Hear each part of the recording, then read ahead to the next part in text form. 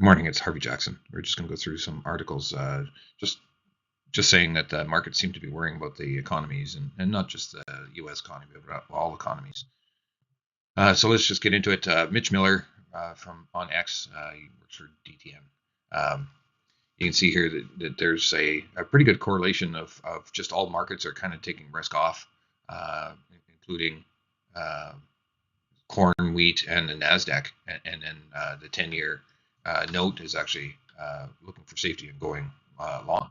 And what that might mean is just, hey, all the markets are looking for some sort of safety here, and you can see it in crude as well, and I'll show that as well. But I had a question about reciprocal tariffs. So this is a reciprocal tariffs and the simple average versus weighted average, and maybe I'll just get into the little bit of the weeds on this.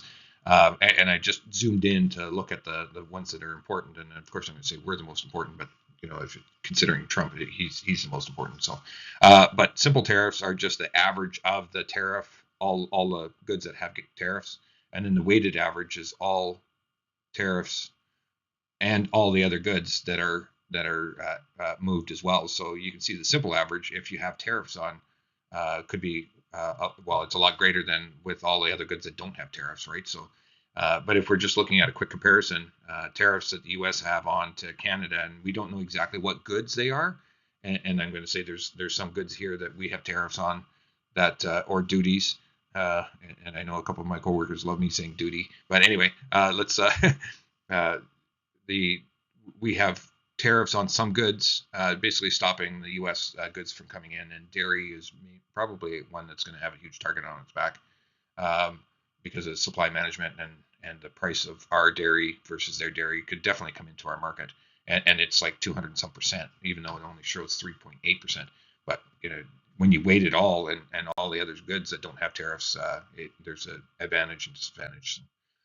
House Republicans have passed the tax cut plan. But I want to point out here, there is starting to be some fracturing, and I've said this for a while, fracturing of some of these people outside or within their party. If he doesn't get his ass in gear and get some of these things done, he's going to have even more fracturing as people want to get elected more than one 4-year term. So, and they're looking at their people that elected them in Congress and Senate, that they want to get reelected, and Trump doesn't have a chance to get reelected. So if he doesn't get moving on some of what he wants to get done, he's going to be probably not getting a lot of things done. And there's only so much you can do with executive orders. That's my opinion only. So Russia cut its export plan for this upcoming year, but it doesn't look like a whole lot. But it's just something to note that might help the wheat market if at all.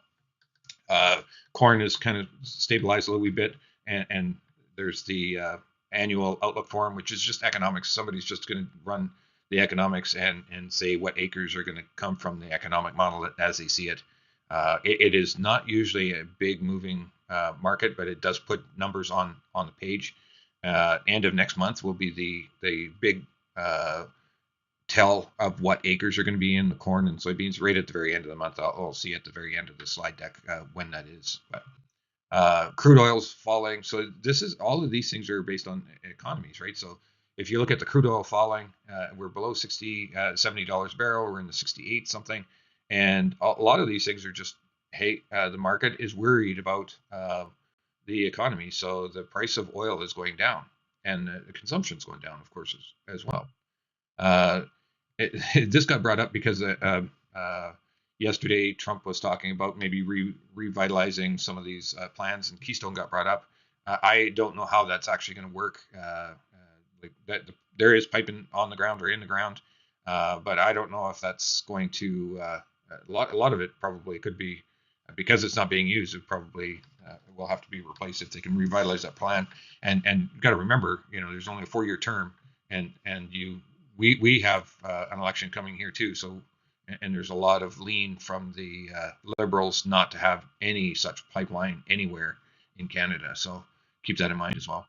Um, the U.S. and Ukraine are possibly going to meet and possibly going to have some sort of deal for repayment with some of the minerals that Ukraine has.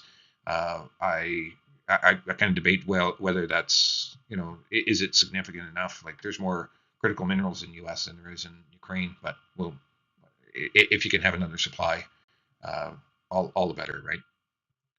So if we just have a look at the markets, they're up a little wee bit on the canola, and rapeseed is up a little wee bit as well. And your palm oil is up, but your crude oil is down again, and your soybeans are down still, and your wheats are just slightly down, with the Canadian dollar down below 69 cents now. So if we just look at this narrow little area here, the trading range, we had a long candle going down, and then now we're trading below the 20-day moving average, and towards the bottom end of the channel. If we break through that channel, we're looking at probably this as the catch rate here. So very close to like maybe another $20 down at most for now, with these moving averages and even the channel itself. That could actually add some support, but who knows? The tariff talks and all that stuff is coming next week, and it's not going to add excitement to the market until we get some for sure news there. November canola broke through the trend line and trading right at some of those moving averages as well. So when we look at canola versus rapeseed, priced in U.S. or the Canadian dollars, European rapeseed is $141, basically getting back to my trend line. So it should encourage some more sales. And I just did a zoomed in view of the current crop year of what countries are basically buying. You can see Mexico's buying, you can see France is buying, Belgium's buying, Japan not so much, but China has bought. You can see it, the purple. I could probably get a better number, but it's significant. And you start looking at how this is all playing out here. You're getting a lot more European interest in the last few months. So if we look at soybean oil, it's dropped off. Looks like it's getting supported by some of the retracement values, but it's still in a slight uptrend, if you can call it that. Palm oil, a little bit of recovery, pretty decent value considering where it went to. Now, every time we get to these peaks, we kind of lose demand, and that's likely to happen here as well. So if we look at the Canadian dollar in a minute chart, and this is just for the last couple of days, so we broke through that 70, and we've got a pretty good slide going down here as the rhetoric for tariffs keep getting talked about. So this was, when he came in, he was going to put tariffs on, never mentioned anything, and all of a sudden, boom, we reiterated and moved down. This is the February 1st kind of timeline that where tariffs were on and then off, and also resurged back. So if we get some more tariffs on, tariffs off, we expect to get into that kind of range again, and maybe even lower if they actually do come on. Just to look farther back, you can see economic troubles that Canada was in back in that timeline. Late 90s, early 2000s. Not the best of times for Canadian economy, and or the U.S. economy was that much stronger as well. So let's just have a quick look at wheat. Pretty good pullback here.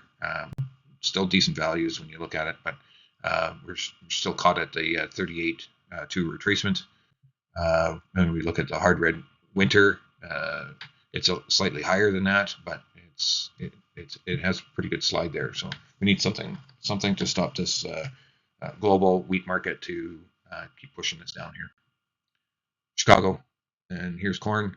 Corn has a pretty good pullback as well, and looking for some support there. So here's this is probably the most report is March 31st, but we do get the USDA week after next, and the same thing with StatsCan acreage intentions as well. And that's all I have for you today.